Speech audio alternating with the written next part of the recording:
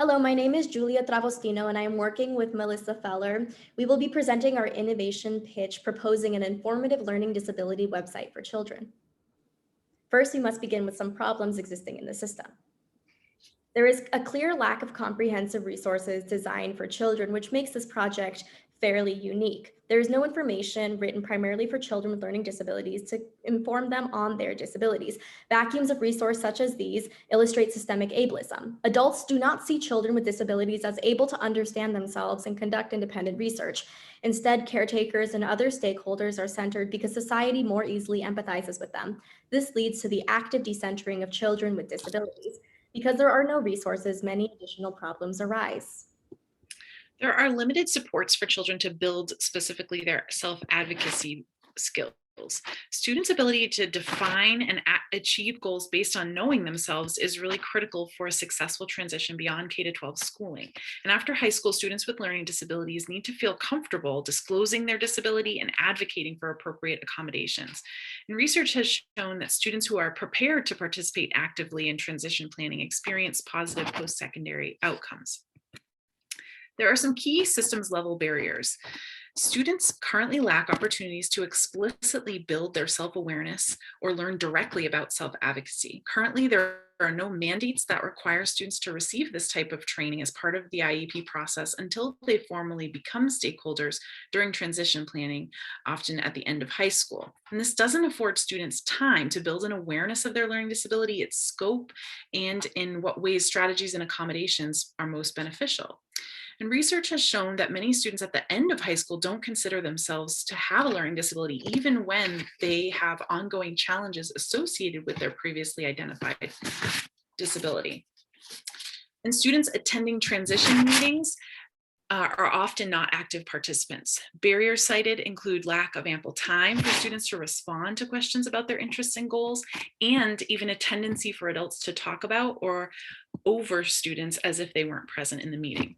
Lastly, to compound these issues, there are ongoing misunderstandings and misinformation in the general public about learning disabilities. For example, nearly half of parents surveyed in a recent report from the National Center for Learning Disabilities believe that children can outgrow their learning disabilities, and a third of educators believe that sometimes what people call learning and attention issues is really just laziness. This brings us to our solution.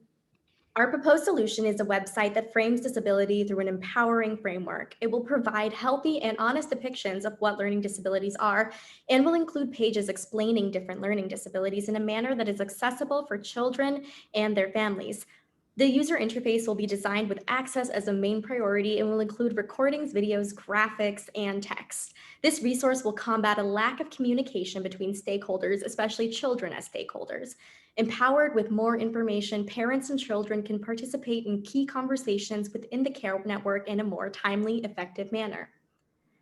Furthermore, through educating children with learning disabilities, this resource will dismantle internalized ableism, as children with learning disabilities will hopefully understand the scope of their disabilities and realize that appropriate actions are not personal failings, but instead tied to disability and or a lack of proper accommodations, and that disability is not something to be ashamed of or to be outgrown.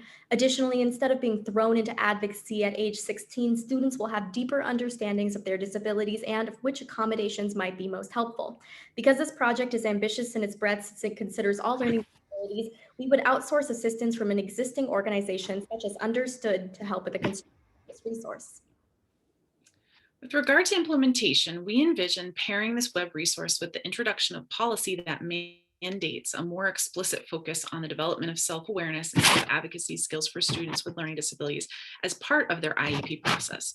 Including this resource specifically within the IEP process would lead to equitable distribution, which would further its impact. The resource would first be introduced for elementary children who have IEPs or 504 accommodation plans to help students begin the process of self-awareness using accurate and developmentally appropriate information early on. And students can actively be involved in creating a student-friendly vision for their IEP and begin to build a truly active voice in the process. Addressing ableism in early childhood education could frame people's perspectives for the rest of their lives. Thank you so much for listening.